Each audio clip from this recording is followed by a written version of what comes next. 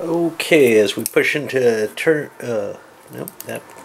as we push into turn 3, I marked off the first 2 already. And yeah, that's how you keep track of turns in this on your paper. We're in a kind of devastated position. A lot of people have lost a lot of strength. That may randomize things a little bit more than they were. Harkonnen have held on to an interesting card, which I've been not using, but it's very powerful, this Cone of Silence.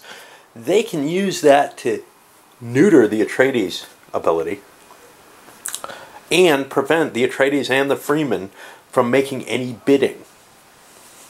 That's pretty potent. The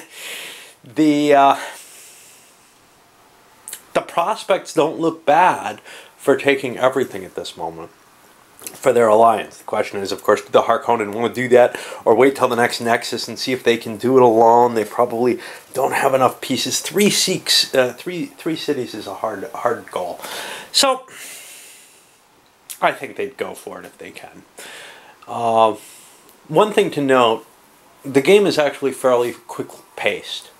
The amount of time and effort that I'm going into describing all of this is an early, this is while I'm trying to capture everything, and it's actually increasing and bloating the length of time that it's taking to play. It probably plays quicker than my video description of what's going on, just because people are making fast bids, fast decisions, rather than all this discussion about weighing one possibility or another. Just as a heads up there. Alright, so I was a little mistaken. The Cone of Silence will not hinder the Atreides ability, even though they have to speak to use it. It's not like the silencer in Cosmic Encounter. But it does prevent anyone from bidding who's covered on it. So the Harkonnen played it, hitting Atreides, Freeman, and Emperor. The other things it prevents are Canley, making alliances,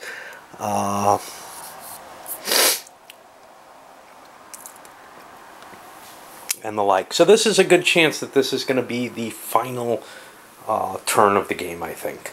Because 3 cards out of here. Oh, one more. 4 cards out of there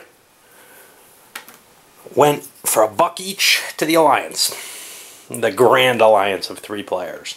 They have to get 2 more places. Siege Tabar, which is now open and available.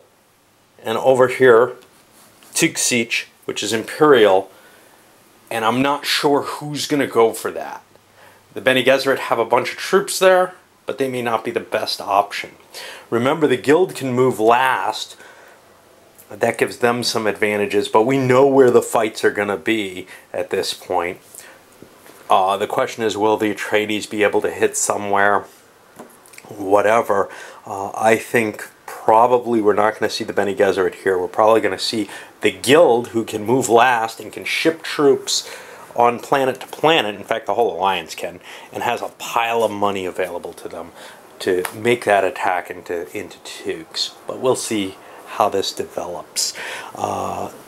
Spice went, the bidding went, all the cards did not get sold because there's 3 players who had something stuck in their throat.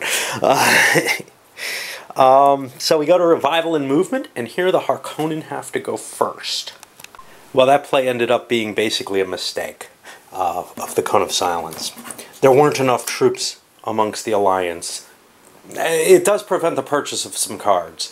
It does put the big Alliance into a stronger position, but now all their hands are filled up, and the Atreides, Freeman, Emperor Alliance is able to buy cards again. Of course, there's only going to be 3 cards available for purchase. They'll each only get 1 because everybody else's hand is filled.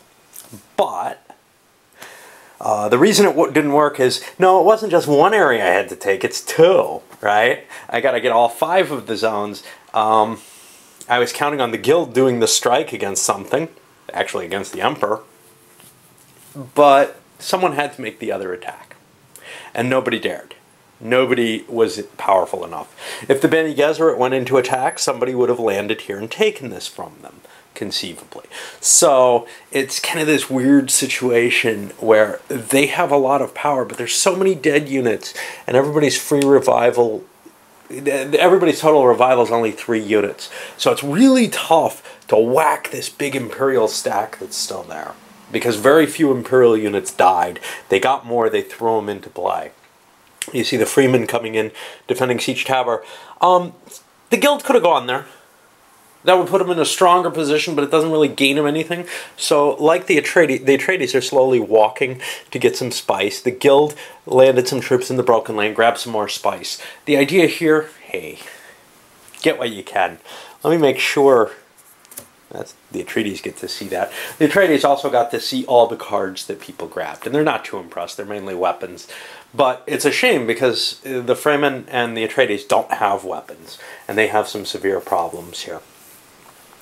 That puts us at the end of this turn, except that the Guild has enough with Arcane to grab this 8 spice, so they continue their pile of spice that they're growing.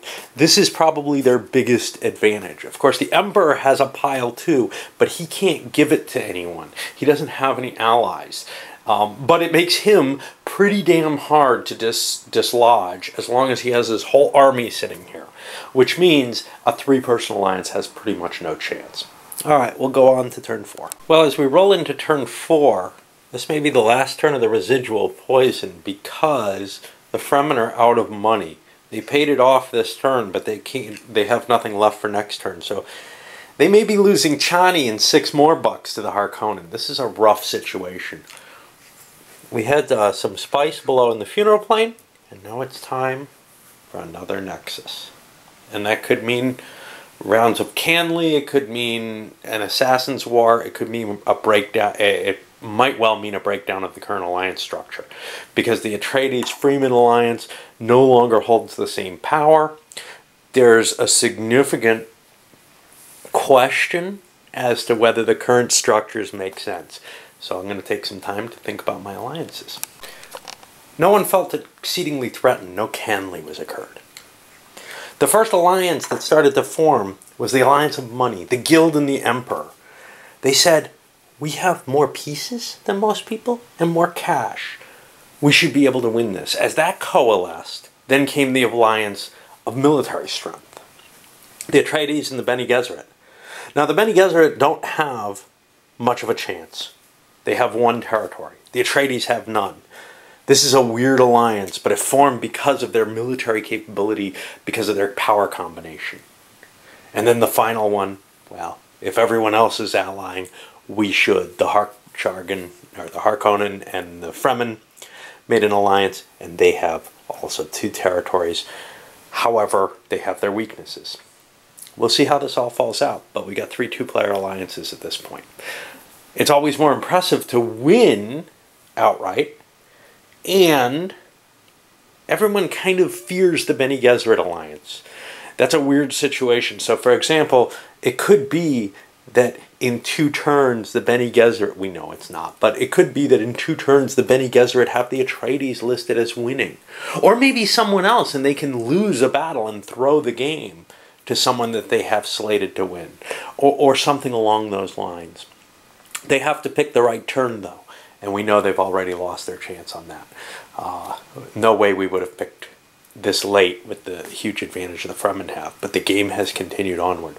That means there's no War of Assassins. Nobody declared any Canley. So we get to flip over another spice card. And we get a second worm. Uh-oh. This one's for the Fremen. Who do they like, not like? They could send it to their own place to send themselves somewhere, but they don't really have enough pieces to move much. They're going to send it after what they perceive as the biggest threat right now, which is the Guild Emperor Alliance. They eat 3 Guild pieces. Yum yum. If they get another one, they'll finish off the Atreides. And they do!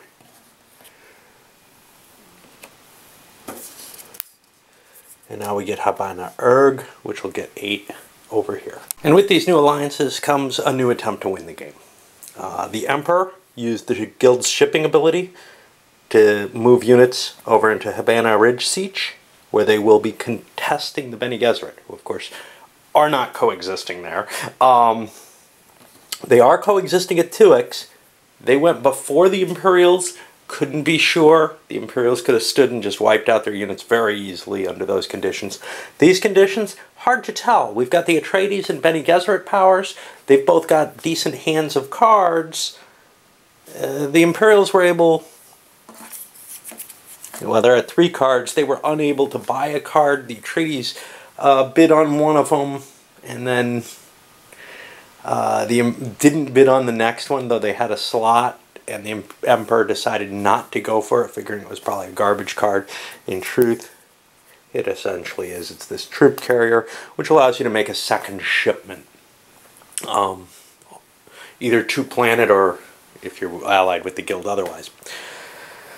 The Fremen brought their troops into Siege Tabar to help defend them because it became obvious that there's going to be a grab for the victory. The Atreides landed at Siege Tabar, thereby bringing a Bene Gesserit unit in there, and then moved over to grab some extra spice because they're out. The guild then launched all of their units out of Arrakeen, except for one, and moved over into Siege Tabar to make their grab for the victory. You know, yeah, without cash, people don't want to declare Canley here. That's just going to weaken their position. So, the Bene Gesserit and the guild and these other players don't have the cash to back up their Canley declarations, which means basically the guild and the Emperor could play their lead character for an additional advantage. The highest strength thing is Fade Rautha at a 6, who could have Canleyed in. But the Harkonnen just don't have the cash to defend themselves as well as that. So we're hitting sort of the weakest appearing places. Nobody knows exactly how much cash there is in other people's things. That's kept behind the screen. But we all know the Emperor and the Guild have piles of it because they've been getting some big bids. The big bid on the card, the 13 bid, funded the Emperor's plan here. So we've got 2 battles to go. And these will start, first Harkonnen, then they go to the Bene Gesserit. They're going to be the first one to fight. We'll see how that goes. The first battle. Bene Gesserit versus the Emperor. The Emperor puts 13 strength points that he dials. He's got the money for it. That's everything except one non-Sardaukar unit that he's shifted over there. This is most of his money. He thinks, though, that they've got a good chance of winning here. He remembers that the Bene Gesserit played a projectile defense, so he's not playing his laser gun because that would destroy everything in here and thereby cause the game not to end. They wouldn't be able to get a victory if that was the case. He was lucky to remember that.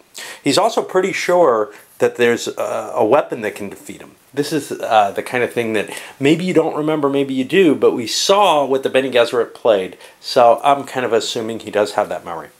He's going to play Cade, who's not a safe leader in his view. Only Bashar, his worst leader, is safe.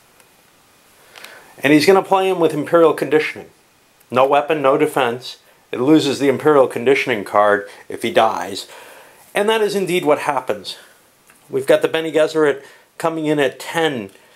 When I counted up all the Bene Gesserit troops, they had 8. The most they could dial was 8, plus 5 puts them to 13. The truth is, they didn't have enough money for that. In a way, the Bene Gesserit were hoping to get the laser gun shield reaction because that would prevent this victory, but they did not. Instead, they kill Cade, which will get them $3, and they lose. They lose their cards. The Imperial Conditioning goes away because the leader was killed. Actually, the $3 goes to the Emperor because he won the battle. And the Imperial troops get sucked in here. Now it's down to 1 space for a victory. Which, you got to do it in 1 turn. It's kind of like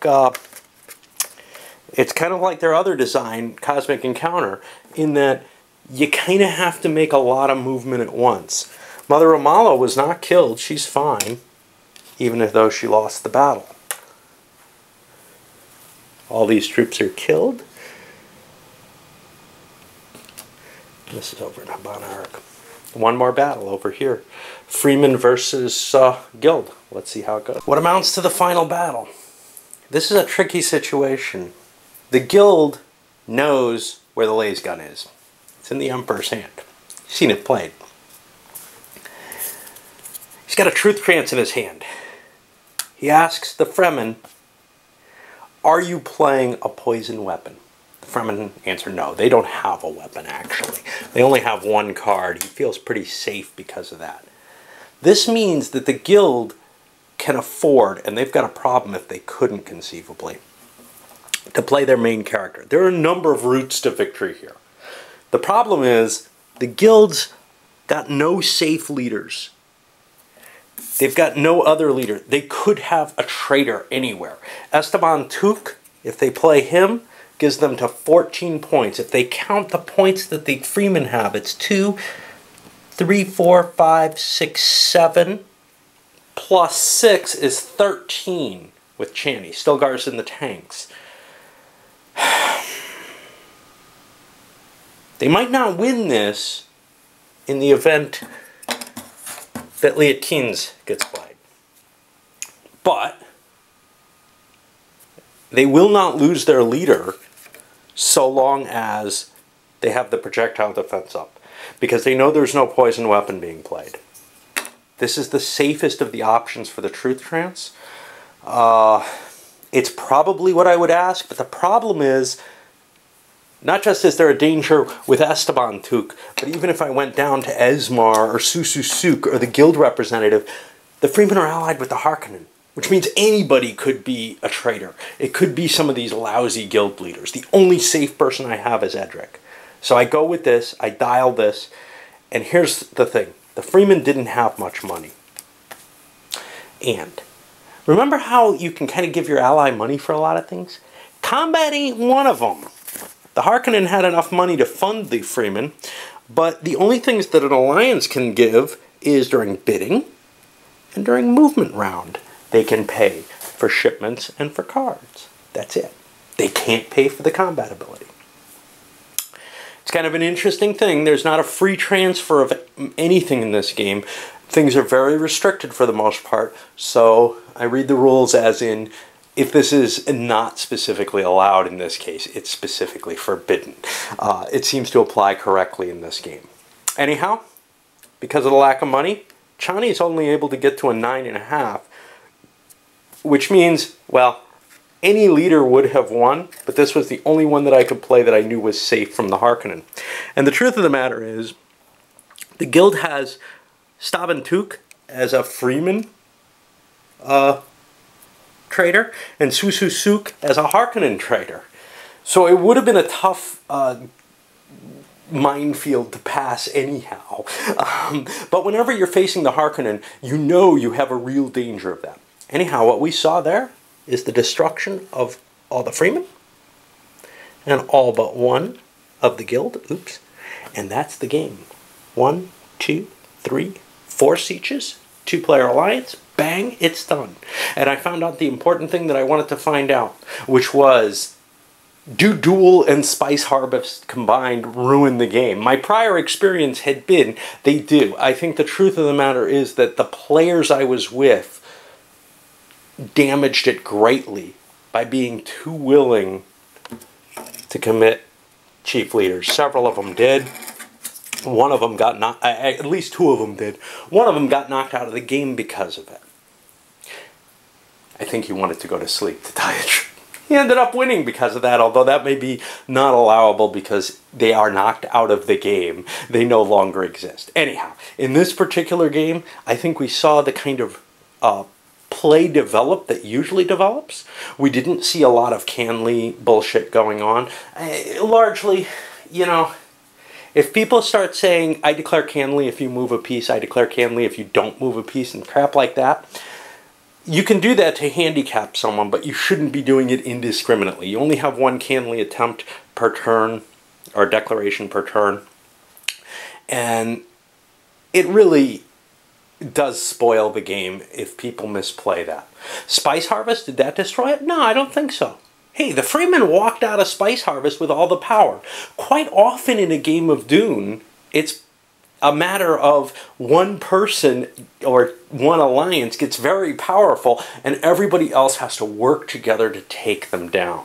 In this case, it was not absolutely clear to the other players that the Guild Emperor Alliance could win the game. The Guild's special ability, being able to jump in and move when they like, well, that didn't really matter. They were last anyway, but that certainly is helpful to their situation. They could have, you know, maybe timed things better so that the Emperor also moved late and really played things nicely, but in the end, it didn't matter. When you see an opportunity, when you think you have the edge to go for a win, you do. I know some people have discussed that maybe the game always drags out to turn 15. I don't think so. I don't think if players are willing to push this game and try for a victory, if they're not going to just sit back and hoard, if everybody or most players sit back and hoard their defenses, then it is dangerous. But your chance of winning in that case is very low. You know who wins? Maybe the Fremen, or more likely, the Guild victory at the end of the game. Those are the things, you know, if people play too defensively, those are almost the guaranteed things. Anyway, once again, I had an enjoyable time playing this solo, and I had an enjoyable time doing it with all the expansions in there, and I'm pretty happy about it. All right, I'll come back with my final review.